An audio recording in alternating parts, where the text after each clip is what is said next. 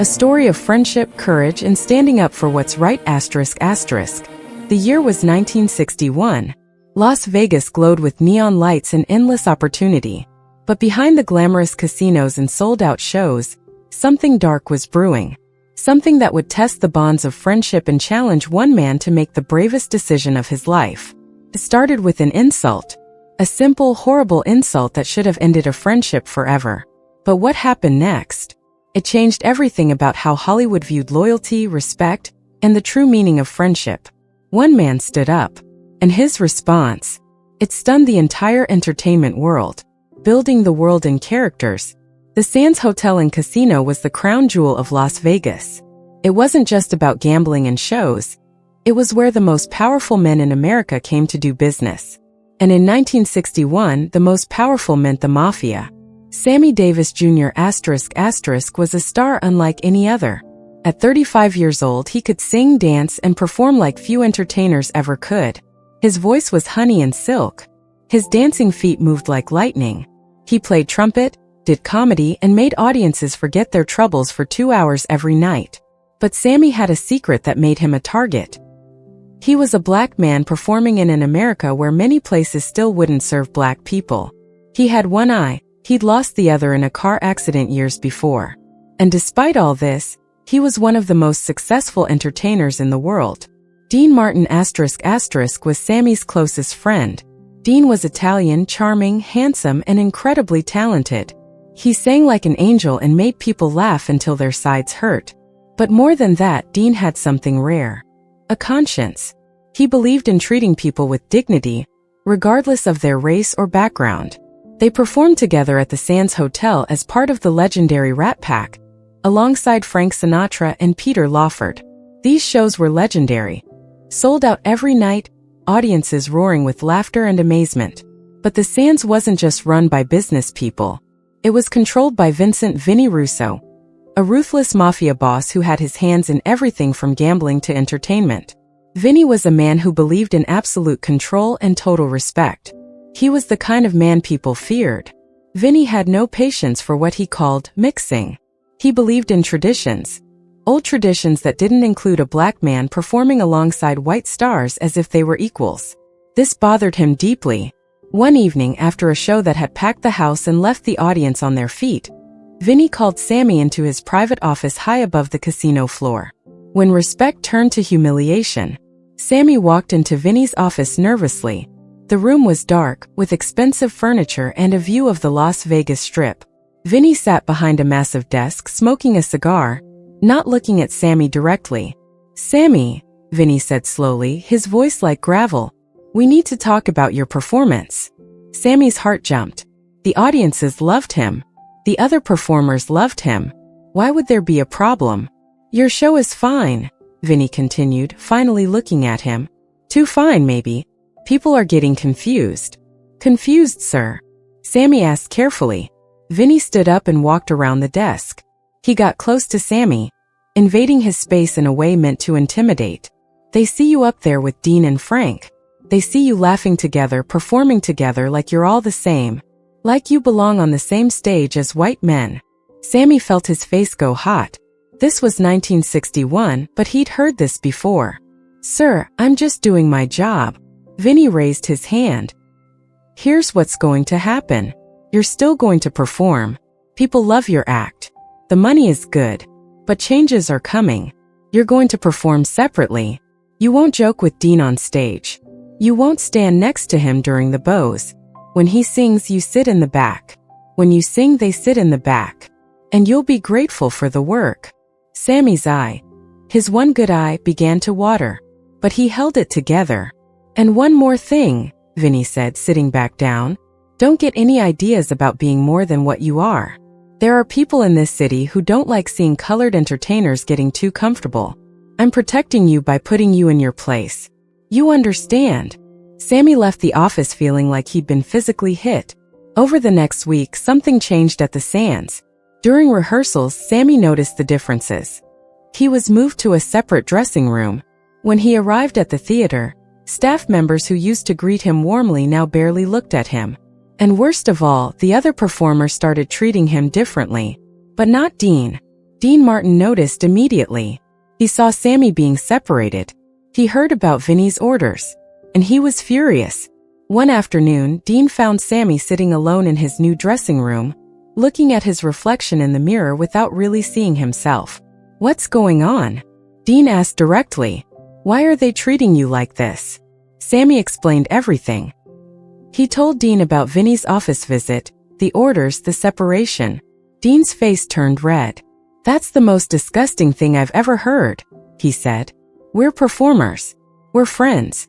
Nobody, and I mean nobody, tells me who I can stand next to on stage." But Sammy was worried. "Dean, don't make trouble. Vinny is a powerful man. He can hurt people." Dean looked at his friend, really looked at him, and he made a decision that would change everything. When one man stood for what was right, the next evening's show was packed. The audience was excited, ready for their favorite entertainment. But the other performers and Sammy had no idea what Dean had planned. The show began normally. Frank sang beautifully. Peter made the crowd laugh. But when it came time for Dean's solo, something different happened. Dean walked to the center of the stage. But he didn't sing. Instead, he spoke directly to the audience. "Ladies and gentlemen," Dean said, his voice calm and serious, "I need to tell you something before we continue tonight. Something that happened this week that made me realize what really matters in this life." The audience was silent. This wasn't what they expected. "You all know Sammy Davis Jr. He's performed for you this week. You've laughed at his jokes. You've been amazed by his talent. You know he's one of the greatest entertainers alive." Dean paused. "What you might not know is that he's been treated badly. Not by me. Not by our audience. But by people who think they have the right to decide who deserves respect and who doesn't."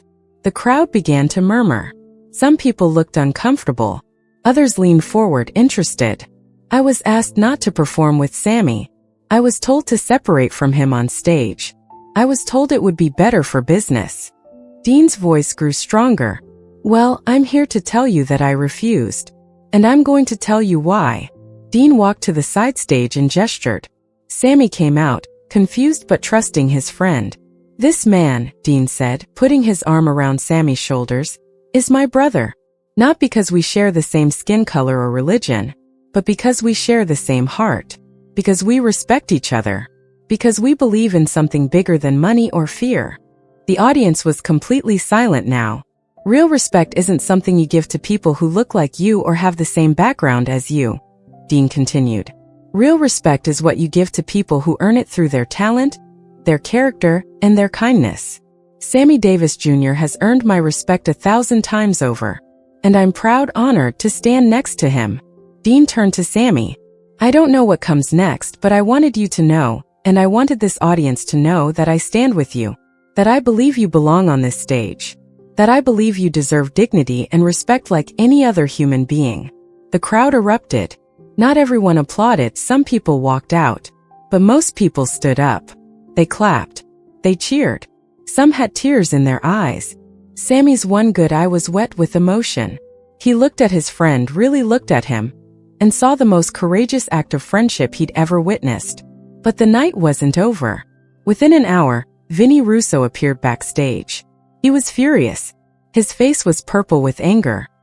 He called Dean into a private room, and his voice could be heard through the walls. "You defied me," Vinny shouted. "You publicly embarrassed me. You think you're bigger than me? You think you can just do whatever you want?" Dean stood calm and still. When Vinny finally stopped to catch his breath, Dean spoke quietly but firmly. "I think I did what any decent human being would do. I stood up for my friend. And I'll do it again." Vinny stepped close to Dean the way he'd stepped close to Sammy days before. But Dean didn't flinch. He didn't back down. He looked Vinny directly in the eye. "You can fire me," Dean said calmly. "You can blacklist me. You can try to hurt me. But you can't make me less of a man. And you can't make Sammy less of a man either, no matter how hard you try." What happened next shocked everyone. Vinny stepped back. Slowly, his expression changed. For a moment, something like respect flickered across his face. Not the fear-based respect he was used to, but actual respect for a man with courage. Vinny didn't apologize. Men like him didn't apologize. But he did something else. The next day, the orders came down from above. Sammy Davis Jr. would perform as part of the full cast. He would perform alongside Dean, Frank, and Peter as equals. The separation was over. Word spread through Las Vegas quickly. The story of Dean Martin standing up to a mafia boss for his friend became legendary. Entertainers started standing up for what was right. Other venues that had separated performers by race suddenly changed their policies. One man's courage, one friend's loyalty, created a ripple effect that changed the entertainment industry. What this moment teaches us: that moment on stage when Dean Martin put his arm around Sammy Davis Jr. was about more than just one friendship. It was about something universal that every person can understand. It was about the choice between doing what's easy and doing what's right. Vinnie Russo represented the easy path. The path of going along with what's wrong because changing it is inconvenient. The path of accepting injustice because fighting it costs something. But Dean Martin chose differently. Dean had everything to lose. He was famous, successful, wealthy. Speaking up could have destroyed his career. Vinnie had the power to hurt him. But Dean realized something that most people eventually understand. You can't put a price on your conscience. You can't be comfortable if you're compromised. The most interesting part of this story: years later, when Vinnie Russo was in his final days, he supposedly said something to someone close to him. "I spent my whole life being feared. But the only person I ever truly respected was Dean Martin. Because he had courage." This story teaches us something we've maybe forgotten in our modern world. Real respect comes from standing up for others, not from power or money or position. Think about this. How many times have we stayed silent when we saw something wrong? How many times have we gone along with injustice because speaking up was uncomfortable? How many times have we chosen our comfort over someone else's dignity? Sammy Davis Jr. could have accepted his place. He could have performed separately. He could have told Dean not to make trouble. But Dean made a choice that forced everyone around him to decide what they actually believed in. The powerful lesson here isn't just about race, though it absolutely is about that. It's about loyalty. It's about real friendship. It's about understanding that true strength isn't in domination, but in standing beside someone who's being wronged. Dean Martin showed that night that friendship isn't just about having fun together or enjoying the same things. Real friendship means being willing to lose something for the other person. Real friendship means saying no to power when power is being used to hurt someone you care about. And maybe most importantly, Dean showed that one person, just one person willing to stand up, can change everything. Vinnie Russo controlled money, casinos, and fear. But Dean controlled something more powerful: his integrity. And integrity changed the course of history that night. This is why this moment echoes through time. This is why people still tell this story. Because we all need to be reminded that doing the right thing matters. That loyalty matters. That standing up for someone when it costs you something to do so, that's the truest measure of a person's character. The question for you is simple. If you were in Dean Martin's position, what would you do? Would you speak up? Or would you stay silent? History shows us that the people we remember, the people we respect, are the ones who chose to speak up. Not because it was easy, but because it was right. Like and subscribe. This story of courage and respect is exactly the kind of inspiration we all need. Don't forget to hit the notification bell, so you never miss a story about real heroes who stood up for what matters. In the comments below, tell us, who is someone you know who has shown true courage by standing up for others? Let's celebrate the real heroes in our lives. Subscribe now and join our community of people who believe that respect, kindness, and loyalty are what truly make us great.